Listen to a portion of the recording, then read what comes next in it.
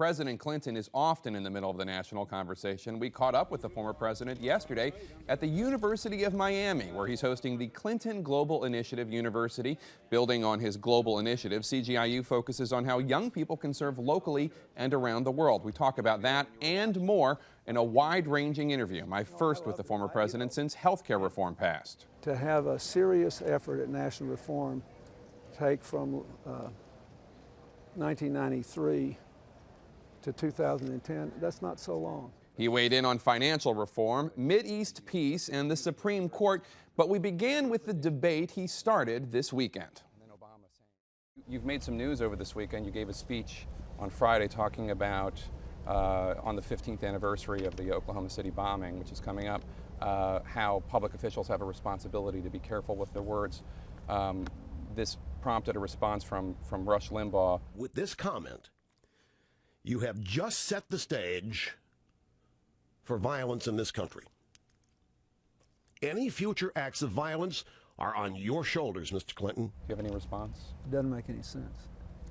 The only point I tried to make is that when I went back and started preparing for the 15th anniversary of Oklahoma City, I realized that there were a lot of parallels between the early 90s and now, both in the feeling of economic dislocation and the level of uncertainty people felt, the rise of kind of identity politics, the rise of the militia movements and the right-wing talk radio, with a lot of what's going on in the blogosphere now and in the right-wing media, and with the Oath Keepers, the Three Percenters, all these people, you know, who are saying things like, if Idaho wants to secede from the Union, the militia group out there says, you know, we'll back them. One leader of one of these groups said that all politics was just a prelude to civil war. And then the politicians, of course, have not been that serious, but a lot of the things that have been said, they create a climate in which people who are vulnerable to violence because they're disoriented, like Timothy McVeigh was, are more likely to act. And the only point I tried to make was that we ought to have a lot of political dissent, a lot of political argument. Nobody's right all the time.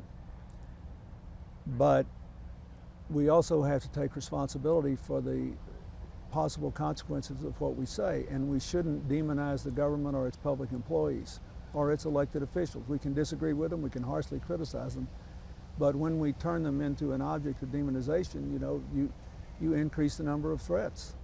But I worry about these threats against the President and the Congress. And I worry about more careless language even against some of which we've seen against the Republican governor of New Jersey, Governor Christie. I just think we all have to be careful. We ought to remember after Oklahoma City, we learned something about the difference in disagreement and demonization. You said that this time reminds you of that time. Politically, does this year remind you of 1994? A little bit. We passed a bill which reversed trickle-down economics by one vote, close, like the health care bill. And it led to an enormous flowering of the economy in America. And that bill was responsible for taking us more than 90% of the way to a balanced budget. But people didn't realize its benefits. I think the same thing is happening now with the health care bill, where people are still reading into it all manner of dark things and they haven't felt the benefits of it yet. But America's a different country now. We're culturally a different country, we're more diverse, we're more communitarian. That is, we understand we have to solve a lot of these problems together. So I think that the dissent is just as intense, if not more intense. But I think the outcome of the election is likely to be far less dramatic than it was in '94. So no Republican revolution, no takeover? I don't think they will win either house, no. I think they'll, you know, if history is any guide, they should make a few gains, but I don't expect them to win either house, no. Let's talk a little bit about why you're here. CGIU, Clinton Global Initiative University. What is different about it that changes on the previous models for national service for young people that already exist? Well, what we did is to try to construct a college version of the Clinton Global Initiative that happens at the opening of the UN every year, where we brought in the college presidents and the student group leaders and philanthropists and celebrities with college students and try to create a network where these students could learn from each other and all make very specific commitments to make changes. So we're trying to increase the number of people engaged in service. We're trying to increase the sophistication of their projects, and we're trying to create a forum in which what they do will influence every campus in America so that more and more young people will be involved.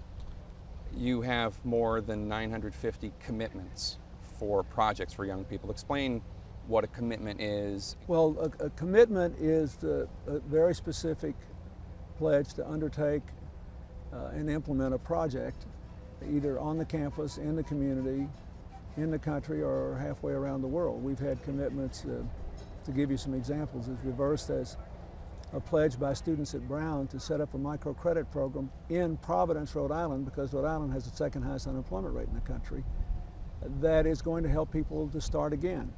A commitment in Syracuse to help promote nutrition and learning in inner city Syracuse because they have problems with childhood obesity. We've had commitments to help empower Native American tribes, still the poorest Americans, to pull themselves out of poverty. And we've had commitments around the world, commitments in West Africa to use unique software to help the West Africans at very low cost keep out adulterated drugs. Sometimes as many as 30% of the drugs that are shipped into very poor countries have been contaminated or diluted, and they're not worth anything. And this software will allow people, without contracting with some big expensive group, to preserve the purity of their drugs. In Haiti, we've had commitments to help people start chicken operations to feed themselves, start urban gardens to feed themselves, reconstruct the universities. We've had all kinds of commitments like that, and then a raft of commitments in America and around the world to help on the environment, everything from improving recycling and improving the efficiency of buildings on American college campuses to installing solar lanterns and getting rid of kerosene in Indian villages. You've had success getting corporate America to do some remarkable things. And Pfizer, for instance, gave your Global Health Initiative a 60% discount on a tuberculosis drug that can be taken by people with HIV. But it's got to be a challenge to convince corporate America and businesses just to give. What advice do you give these young people on how they can get, for instance, the money to provide microcredits to poor people in Rhode Island? I think they should go to people who would benefit if grassroots people in Providence were more prosperous. Local banks should support this. Local businesses that need those folks to be able to come in and buy their products would be more successful. And the more we understand that you have to keep widening the circle of opportunity, the more this becomes a business strategy as well as just compassion. If you look at Pfizer, it's a good example. People who have tuberculosis and AIDS are very ill. The traditional tuberculosis treatment combined with the AIDS drugs makes them so sick they can't function. Pfizer is the only company in the world with a drug that allows them to function normally. So I said to them, why are you becoming our first big pharmaceutical partner?